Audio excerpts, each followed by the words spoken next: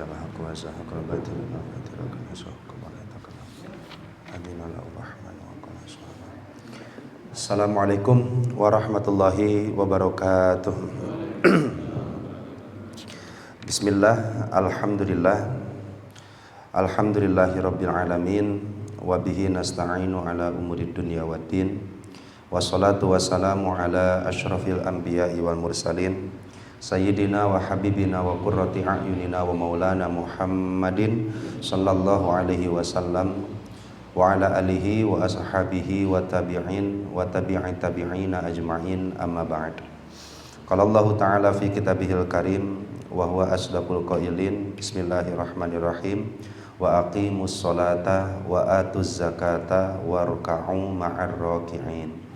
Al-ayah, sadaqallahul azim wa sadaqa rasuluhul karim, wa qala fi du'a rabbi shrah li sadri wa yassir li amri wa hlul 'uqdatam min lisani yafqahu qawli. Allahumma sakhir lana lisana sidqin waj'alhu mahallal fahmi lil khitabi wan nutqa bis shawabi wal amala bis sunnati wal kitabi. Allahumma iftah lana abwabal ilmi wa zidna ilma wa fahma wa alhiqna bis sholihin. Allahumma iftah alaina futuhal arifina bi hikmatika wansur alaina rahmataka wa zakkirna ma nasina ya dzal jalali wal ikram walhamdulillahi rabbil alamin. Ala hadhihi niyatil hasanah wa bi kulli niyatin shalihah. Al-Fatihah. A'udzu billahi minasy syaithanir rajim. Bismillahirrahmanirrahim. Alhamdulillahi rabbil alamin arrahmanir rahim maliki yaumiddin. Iyyaka na'budu wa iyyaka nasta'in.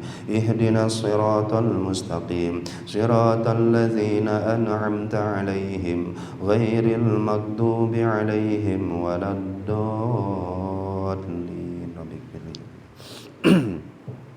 Alhamdulillah para jamaah rahimakumullah, pada kesempatan malam hari ini insyaallah kita lanjutkan kajian kita membaca kitab hikam, yang mana pada saat ini kita sudah sampai pada hikmah yang ke-208 dari kitab Syekh Ibnu Athaillah Sakandari, yang mana hikmah ini berbunyi, Bismillahirrahmanirrahim. Qala mu'allifu hadzal kitab rahimahullahu taala wa nafa'ana bihi wa bi ulumihi wa a'ada alaina min barakatihi wa karamatihi. Bismillahirrahmanirrahim. La tanfa'uhu ta'atuka. La tanfa'u, tidaklah mendatangkan kemanfaatan kepada Allah, ta'atuka, ketaatan aja. Ketaatan-ketaatanmu tidaklah mendatangkan manfaat pada Allah. Wala tadurruhu ma'siyatuka, kemaksiatanmu pun tidak mendatangkan madarat kepada Allah. Wa innama amaraka bihadza, dan sesungguhnya Allah memerintahkanmu untuk berbuat kebaikan. Wa nahaka an hadza, dan melarangmu dari berbuat kemungkaran. Lima ya'udu ilaika, karena sebab sesuatu yang akan kembali untuk dirimu. La yazidu fi 'izzihi iqbalu man aqbala alaih, tidaklah bertambah kemuliaan Allah, keagungan Allah, kerajaan Allah, sebab menghadapnya orang-orang yang menghadap. Wala yanqusu min qadrihi idbaru man adbaru anhu, dan juga tidaklah berkurang kadar kemuliaan, keagungan Allah, sebab membelakanginya orang-orang yang membelakangi Allah. Nah, ini hikmah yang ke-208 sebagai penutup dari hikmah-hikmah yang sebelumnya. Insyaallah pada hikmah selanjutnya kita akan masuk pada tema yang baru.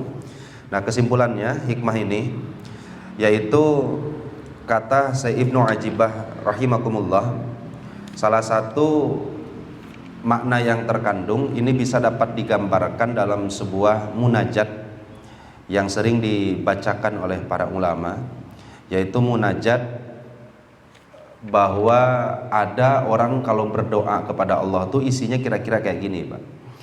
Ilahi taqaddasa ridhoka an takuna lahu ilatum minka fa kaifa takunu lahu ilatum minni antal ghaniyyu bizatika. Nah ini, Pak. Antal ghaniyyu bizatika. Ya Allah, Engkau adalah zat yang tidak membutuhkan bahkan terhadap zatmu sendiri, kusaking sempurnanya. Engkau adalah zat yang bahkan tidak membutuhkan zatmu sendiri. Ayasila ilaikan naf'a, agar mendatangkan kebaikan untuk zatmu. Jadi Allah itu sudah tidak lagi memerlukan zatnya untuk menghadirkan kebaikan untuk diri sendiri. Bagaimana mungkin la takunu ghaniyan anni, engkau tidak membutuhkanku. Bagaimana mungkin engkau membutuhkanku, sedangkan engkau sendiri terhadap zatnya, terhadap zat Allah sendiri tidak membutuhkan apapun karena sudah saking sempurnanya. Nah, sehingga dapat kita pahami bahwa makna ghani dalam Al-Quran ketika Allah disebutkan Al-Ghani, maha kaya, yaitu maha tidak butuh kepada sesuatu apapun selain dirinya. Ulah pajarkeun Allah mewajibkan ibadah karena Allah butuh pada ibadah kita. Ulah pajarkeun Allah melarang kita berbuat kemaksiatan karena Allah terhina atau terkurang keagungannya karena sebab kemaksiatan yang dilakukan oleh kita.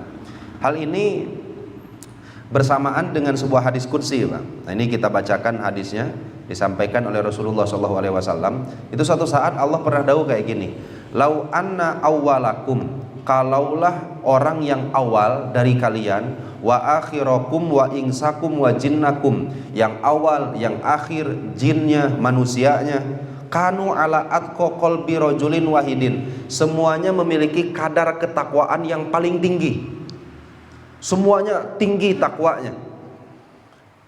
Nah, maka hal tersebut kata Allah, mazada zalika fi mulki syai'an, enggak pengaruh atas kerajaanku sedikit pun.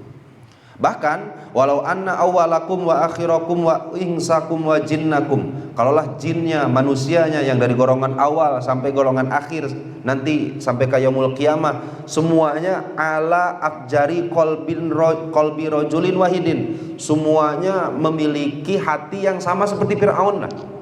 Semuanya sikap Fir'aun, timimiti ayat nepi ka yaumul qiyamah semuanya seperti hati Fir'aun.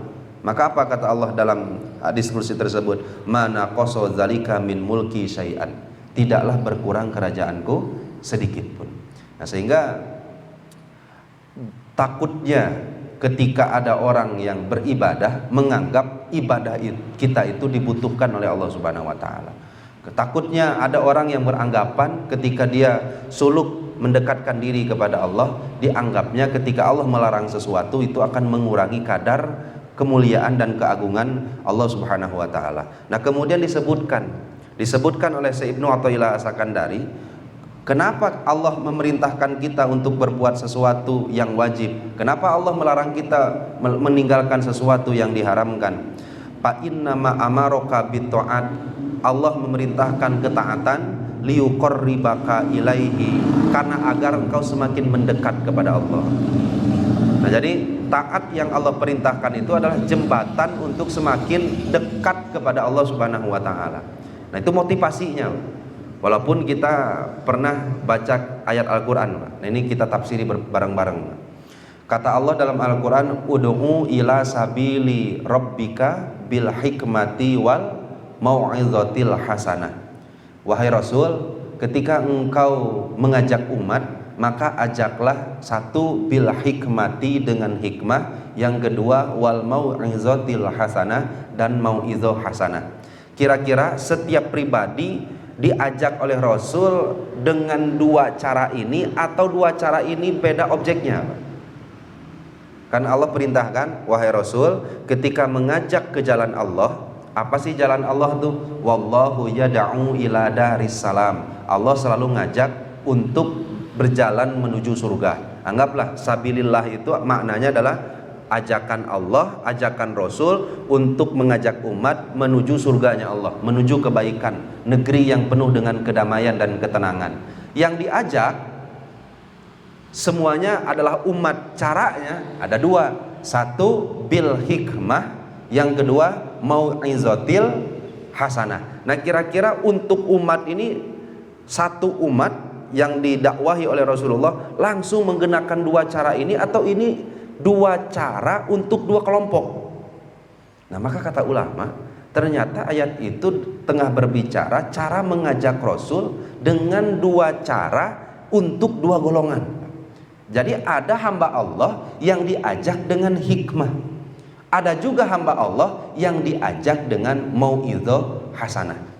Nah, gampang nama gini, ketika Allah perintahkan sesuatu kepadamu, maka sesuatu tersebut perintah tersebut adalah sebab adanya kemanfaatan dan kebaikan yang akan kembali kepada dirimu, kata Syekh Ibnu Athaillah Sakandari. Nah maka ini masuk metode hikmah atau mauidhah hasanah.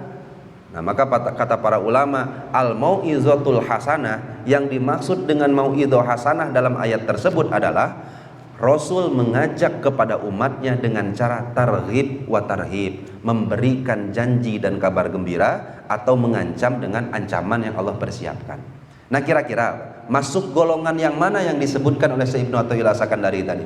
Sesungguhnya Allah memerintahkan sesuatu kepadamu adalah sebab kebaikan yang Allah persiapkan, yang insya Allah, yang yakin akan kembali kepadamu.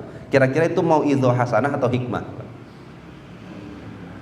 Karena mauidhah hasanah itu isinya adalah setiap orang yang diajak harus ditabsir, harus diberikan janji dan kabar gembira. Sok sholat, lamun sholat mah hidup tenang. Sok sholat, sok takwa. Kalau takwa mah apapun permasalahan hidup akan diberikan jalan keluar. Ada kelompok yang kayak gini teman. Mereka yang mau berjalan menuju jalan Allah kalau dibubungah heula. Lamun teu aya pangbubungah mah alim we. Sok sholat, ketika kamu mau sholat nanti ku bapak dipangmeserkeun sapeda.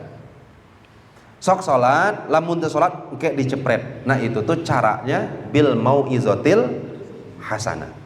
Tapi ada orang yang diajak gak perlu lagi dengan mauidhah hasanah, cukup dengan hikmah. Semua yang terlihat di alam dunia ini adalah alamat yang mewajibkan seorang hamba untuk menyembah penciptanya. Semua yang hadir dalam kehidupan kita ini, yang kata kita mah biasa padahal luar biasa, ini itu adalah alamat, ciri dari Allah, tanda-tanda dari Allah yang mewajibkan kita, yang mendorong kita untuk beribadah kepada Allah Subhanahu wa taala. Makanya nanti ada dua motivasi, Pak. Ada dua kelompok dari umat Rasulullah tuh. Gampangnya mah ada kelompok khos, ada kelompok awam. Kelompok awam diajak untuk fisabilillah ila sabili rabbika, caranya dengan mau'izatil hasanah. Kalau kelompok khos diajak ke sabilillah, jangan pakai mau'izatil hasanah, tapi pakai hikmah. Nah makanya suatu saat Rasul ditanya kenapa sholat nepi kabare, ternyata ingin menjadi hamba yang bersyukur. Siti Rabi'atul Adawiyah ketika ditanya kenapa tetap menyembah Allah, ternyata penyebabnya bukan karena menginginkan surga atau sebab takut neraka, tapi memang melihat Allah layak untuk disembah. Bahkan para ulama yang lainnya pun ketika ditanya kenapa menyembah Allah, karena kerasaan rindunya kepada Allah yang sangat luar biasa hebatnya. Nah sehingga ini bisa menggambarkan kepada kita bahwa Allah memerintahkan hambanya untuk berbuat sesuatu karena sebab kebaikan yang telah dipersiapkan oleh Allah untuk hamba tersebut. Berarti ini golongan apa yang dimaksud, Pak? Awam atau khos, Pak? Jadi kata Syekh Ibnu Athaillah Sakandari tadi, innama amaroka bihaza wa nahaka an haza. Allah memerintahkanmu berbuat kebaikan, melarangmu berbuat kemungkaran. Karena apa? Karena lima ya'udu ilaika, karena sesuatu yang akan kembali kepadamu. Kira-kira ini golongan khos atau golongan awam? Golongan awam. Kenapa golongan awam? Karena golongan awam itu ketika mau mengerjakan perintah, menjauhi larangan, pasti melihat dulu sesuatu apa manfaat yang kembali untuk dirinya sendiri.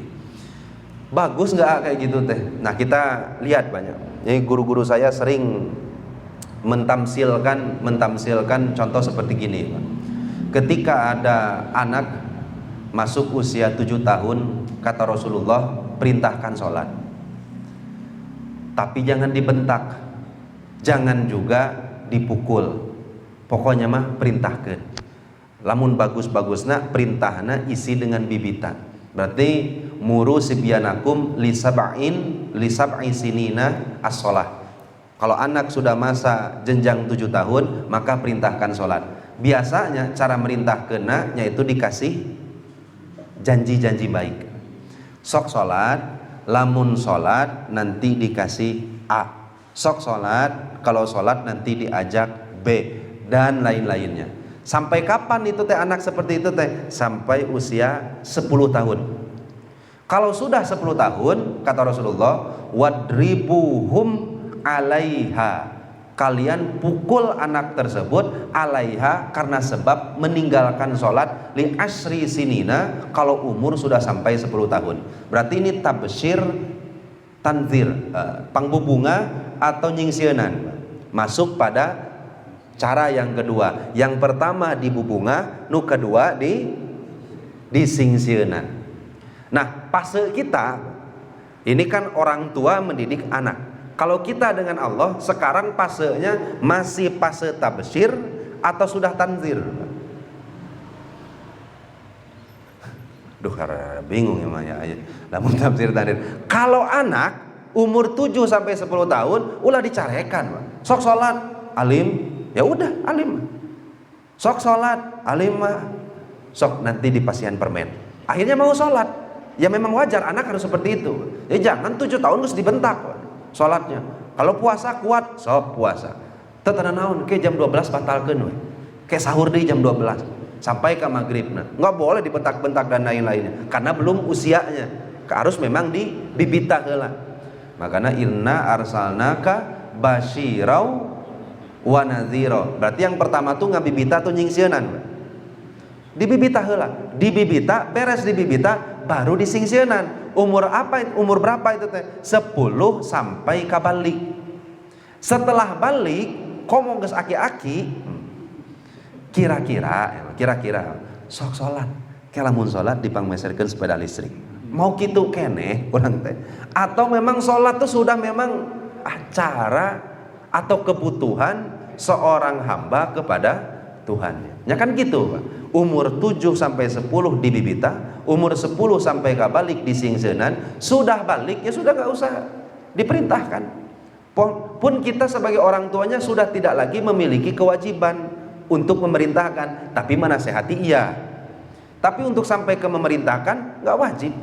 Karena amarnya cuma, perintah itu cuma umur 7 sampai 10 sampai ke balik, sudah balik tanggungannya masing-masing. Kan seperti itu, Pak. Nah akhirnya kalau sudah balik ke atas kan sudah tidak lagi, Pak, pakai metode tafsir dan tanzir. Nah kalau kita, Pak, usia kita sekarang ini, nah kira-kira pantasnya tafsir tanzir. Asa apakah pantas kene sok atuh aki geura salat, lamun ke salat di pasihan permen. Atau sok atuh aki ke lamun salat ke udah ajak jalan-jalan kadupan. Asa teu pantes. Atau mungkin tos sepuh sok atuh salat ke lamun teu salat dicepret. Sok atuh salat ke lamun teu salat moal di pasihan anu, kan enggak mungkin. Nah, kenapa? Karena fasenya sudah masuk fase yang diajak dengan hikmah.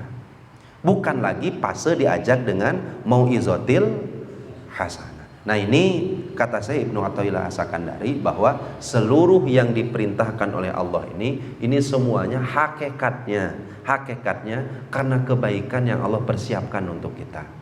Kenapa ku Allah dilarang zina? Kenapa ku Allah dilarang khamar? Kenapa dilarang berbuat yang maksiat dan lain-lain? Karena ada beberapa alasan yang di dalamnya intinya pasti ada keburukan yang datang untuk diri kita.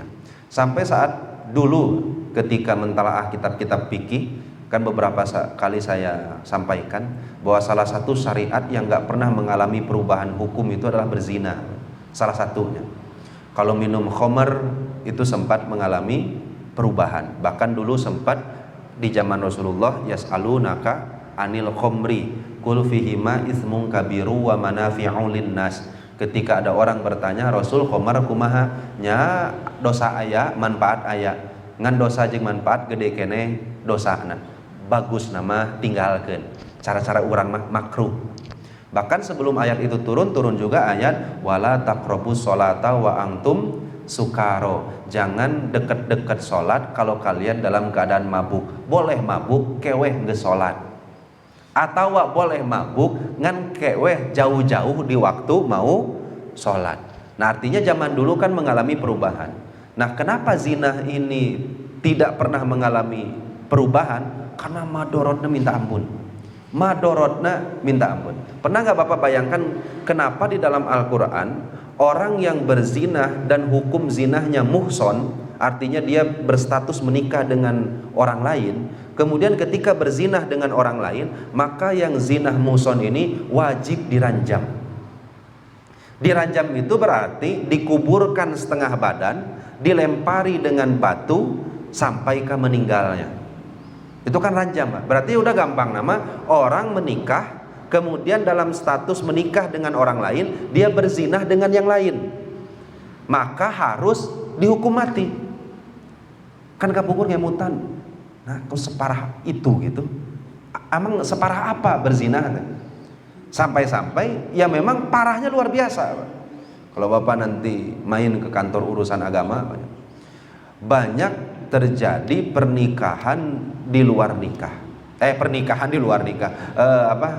Kelahiran anak, hamil di luar nikah.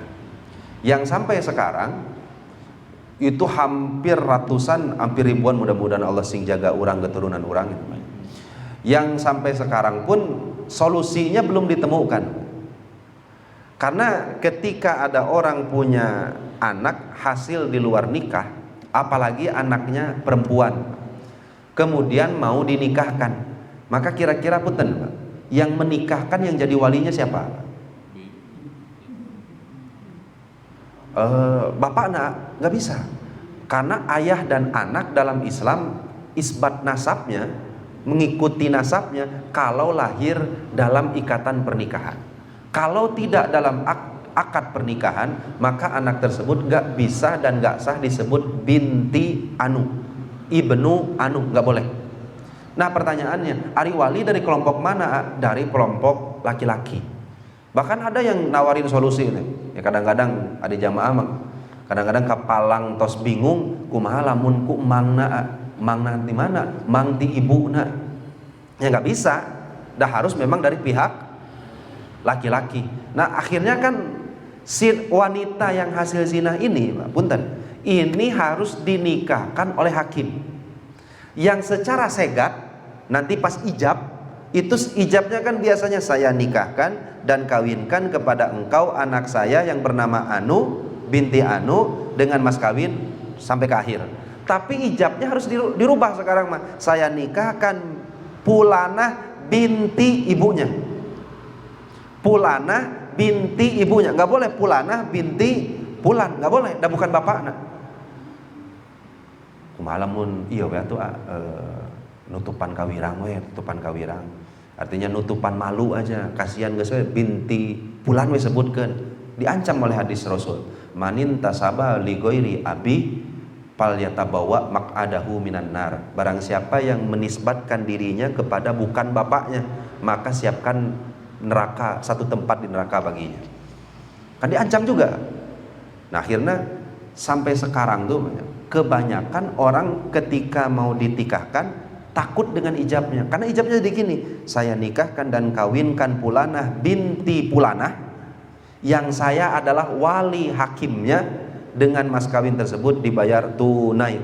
Kira-kira kalau bapak yang hadir di tempat di tempat pernikahan bakal tanda tanya mau?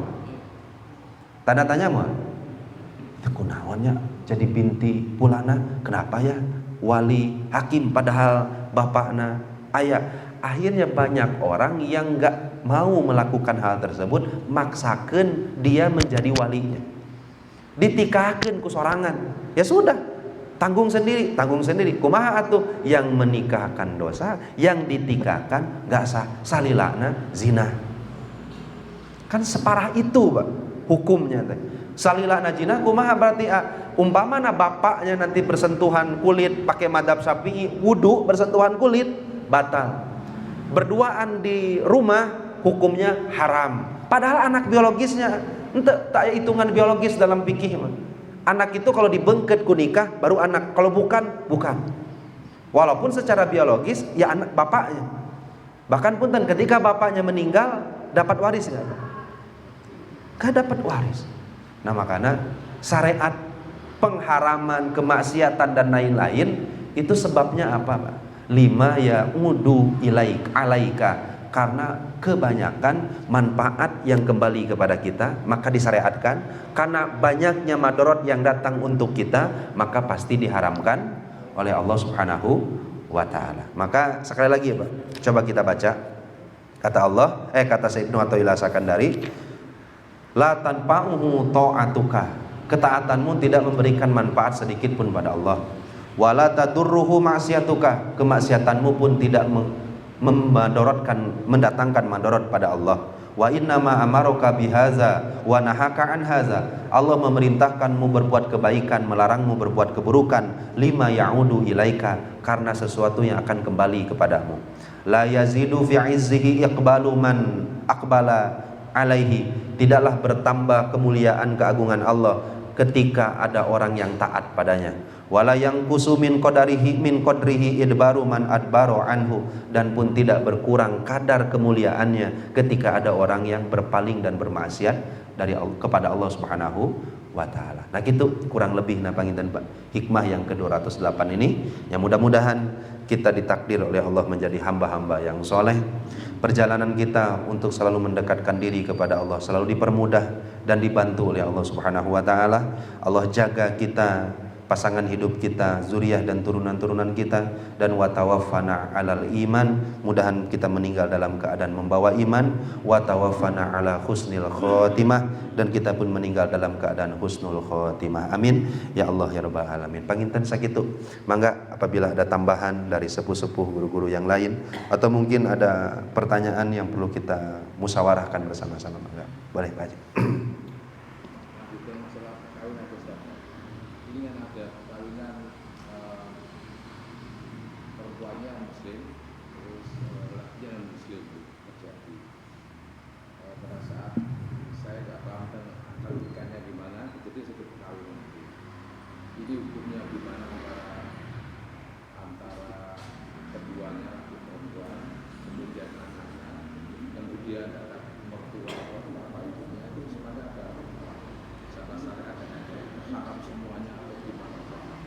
Nggak boleh. Jadi pernikahan beda agama, dan salah satu syaratnya wali adalah ayakuna musliman. Syaratnya calon suami ayakuna musliman. Syaratnya calon istri ayakuna antakuna muslimatan. Kecuali dalam Al-Quran kita diperkenankan untuk menikahi perempuan ahlul kitab. Tapi di zaman sekarang pun sulit menemukan ahlul kitab. Karena ahlul kitab yang dimaksud adalah setiap orang perempuan yang masih memegang teguh prinsip dari kitab-kitab versi asli Injil dan Taurat. Sedangkan sekarang kan gimana kita bisa membuktikan bahwa perempuan tersebut ahlul kitab? Sedangkan punten, Injil saja banyak versinya. Nah sehingga kalau mau disebut ahlul kitab ya harus versi aslinya. Sedangkan Allah dalam Al-Quran udah nyebutkan fawailul lil ladzina yaktubunal kitaba biaidihim summa yaquluna hadza min indillah. Sudah kecelakaan bagi orang yang menulis kitab dengan tangannya, kemudian mereka berkata tah ieu teh asli nama ti Allah, padahal aslinya mah mengikuti hawa nafsu sendiri. Nah sudah dapat dipastikan bahwa ahlul kitab di zaman sekarang tuh tidak bisa ditemukan. Nah pun kalau terjadi pernikahan pernikahan silang agama, kira-kira dari mazhab yang 4 dalam fikih ada nggak yang memperkenankan? Nggak ada satu. Atau punten, kalau ditarik lebih lanjut lagi, kalau ada tadinya mah sama-sama muslim dan muslimah, tengah-tengah jalan nu hiji murtad, kira-kira ini pernikahannya gimana? Nah ini namanya pasah nikah. Artinya pasah nikah itu rusak nikahnya. Nah, beda kasus seperti kasusnya orang-orang dulu di zaman Rasul. Ketika syariat turun, Kanjeng Rasul diangkat Rasul, sebelum ada Islam, sebelum Rasul membawa syariat, maka kan semuanya sahabat-sahabat Rasul sudah menikah dengan tradisi dan agama kepercayaan sebelumnya. Lalu saya banyak. Sama seperti gini di zaman sekarang mah. Ada orang tadinya mah sama-sama Nasrani, kemudian dua-duanya masuk Islam. Kira-kira perlu ulang deh nggak Pak nikah? Atau udah cukup aja nikah dengan yang sebelumnya? Nah ini kebanyakan ulama apalagi mazhab Syafi'i itu ngambil contoh dari kejadian di zaman Rasul. Semua sahabat yang menikah sebelum syariatnya turun tidak mengulang lagi pernikahan sebada syariat itu turun. Kenapa? Karena yang dianggap dulu sesuai syariat mereka ya udah itu juga diakui di dalam Islam. Nah beda kasusnya kalau sama-sama Islam kemudian akad nikah di tengah jalan kemudian mereka punten salah satunya murtad apalagi dua-duanya. Salah satunya murtad maka nikah tersebut pasah. Pasah itu artinya rusak. Rusak itu artinya berakhir. Nah sama kasusnya seperti dulu pernah ada orang menikah dengan perempuan, ternyata perempuan yang ditikahi teh adik sesusunya. Dan itu ketahuan udah lama. Ketahuan udah lama. Kumaha tuh pasah nikahnya. Pasah itu artinya nggak sah. Rusak aja, berakhir pernikahannya. Bukan dalam tanda kutip tidak tolak, tidak cerai dan lain-lain, pasah aja nikah. Rusak. Nah, sama seperti kasus tadi. Lamun ada orang beda agama nikah, kumaha hukumnya? Ya udah nggak sah dari awal. Tapi dah nikah, nah kumaha data sah? Kumaha carana apa? Nganikahkeun nu beda agama. Ayo sahadat lah, ente abi mah ente sahadat. Nah terus kumaha carana apa? Nah makanya saksi, wali itu semuanya ayakuna muslimin. Semuanya harus Islam gitu. Gitu Pak Gita. Kalau misalkan dalam pernikahan itu kita sebagai orang tua atau dalam keluarga apa harus menasihatin bahwa kalau ini nggak sah dan diteruskan akan menjadi zina. Ini hanya mengatakan bahwa supaya kita para orang tua berlepas diri dari pernikahan itu kan cuma dinasihatin. Tapi kalau nggak dinasihatin, saya pernah dengar kita juga pernah imbas ya bahwa itu tuh sama seperti sekarang Pak. Zaman dimana kita tahu tapi taunya kita tuh serba salah akhirnya. Seperti kita lagi sholat, di depan kita ada orang yang sholat, celanana kemerosotan, bajuna kengatungan. Akhirnya kan belahannya kelihatan, rek di bejaan, asa kumaha, teu di bejaan kumaha. Kira-kira bapak-bapak kayak bejaan moal? Atau saya tambah masing-masing gitu. Atau kumaha Pak? Kan kita udah tahu Pak, salah satu syarat sahnya sholat itu kan satrul aurah, menutup aurat. Dan menutup aurat itu kan kalau bagi laki-laki mina surah ila rukbah, dari udal sampai ke tuurna. Nah kira-kira kan punten Pak, bagian pantat ini kan bagian masih aurat. Kemudian ketika sujud kan suka tinggal Pak. Mau dikasih tahu nggak Pak? Kita di bejaan, orang tahu lamun di bejaan, sieun dan lain-lain. Sampai saya tuh pernah jadi nikahkan orang karena adik saya nanti pas bulan Rayagung sebelumnya tuh hampir 30 pasangan dalam satu hari gitu. Akhirnya saya nikahkan satu orang. Wayana bantosan, akhirnya ngabantosan. Saya nemukan kasus kayak gini, Pak. Nanti Bapak bisa nilai sendiri, Pak. Jadi ketika mau dinikahkan ternyata orang yang menikahkannya ini adalah bapak angkat dari anak tersebut. Tapi anak tersebut anak dari kakaknya. Jadi adiknya nikah nggak punya anak. Akhirnya ngukut anak kakaknya dari orok berem keneh sampai dimasukkan ke kakak lah. Sampai di kakak tuh udah dimasukkan. Pas badai akad, Pak, ijabnya ini. Saya udah tadi nanti dari KUA udah laporan bahwa bapaknya udah mewakilkan ya ke bapak. Jadi ijabnya kayak gini, saya nikahkan dan kawinkan Pulanah binti kakaknya yang telah mewakilkan kewaliannya kepada saya. Saya nikahkan kepada Anda. Kan harusnya kayak gitu, Pak. Apa kata adiknya tersebut? Bisa nggak, Pak? Bisa nggak? Saya aja, binti saya aja. Binti saya aja. Dan ini dari kecil sama saya diurus. Cek saksi nanti. Mohon, kasihan Pak. Udah nggak apa-apa, mending binti gitu aja. Dibintikan ke adiknya. Nah kalau bapak di posisi saya tuluikeun atau eureun wae jadi lebih enak. Itu teh udah di depan orang, teu dimikan ku saya teh teu dimikan, simpen mic bisi malu gitu banyak. Karena udah sanggem sebelumnya udah bicara sebelumnya bahwa ya memang ini teh harusnya diwakilkan, dah bukan anaknya. Dah pinginnya beliau menikahkan, saya nikahkan dan kawinkan anak saya yang bernama Pulanah binti saya kepada engkau. Menurut Bapak kalau diteruskan sah mual? Mual sah, kalau aku make mual sah. Tapi ke adikna teh hoyong kitu. Saya mah da keur harita mah teu kerja di ustad nya Pak. Da kerja di petugas KUA. Kumaha saksi teu naon? Teu naon. Kumaha saksi teu naon? Teu naon. Ini calon suami tahu ya ini bukan anak bapak ini aslinya? Ya, dar nikah. Akhirnya seperti itu nikahnya, Pak. Daud mau diterangkan kumaha ge? Enggak mau, dah kekeh ya seperti itu. Nah, berarti kita tuh terkadang berada di kondisi amar ma'ruf nahi munkar tuh di zaman sekarang itu susah. Satu susahna karena malunya, karena takut ini, takut itu. Kalau ketika amar ma'ruf nahi munkarnya. Yang keduanya, ketika sudah amar ma'ruf nahi munkar pun malah tidak menerima amar ma'ruf tersebut. Nah, sama seperti tadi Bapak kondisinya. Bejaan ulahnya. Ya kalau bisa wartosan, nasehatin. Tapi udah bakal ngengkereng ke saya. Ya sudah, kita mah sebatas ngasih tahu. Udah dikasih tahu, Pak. Tapi udah ke saya aja.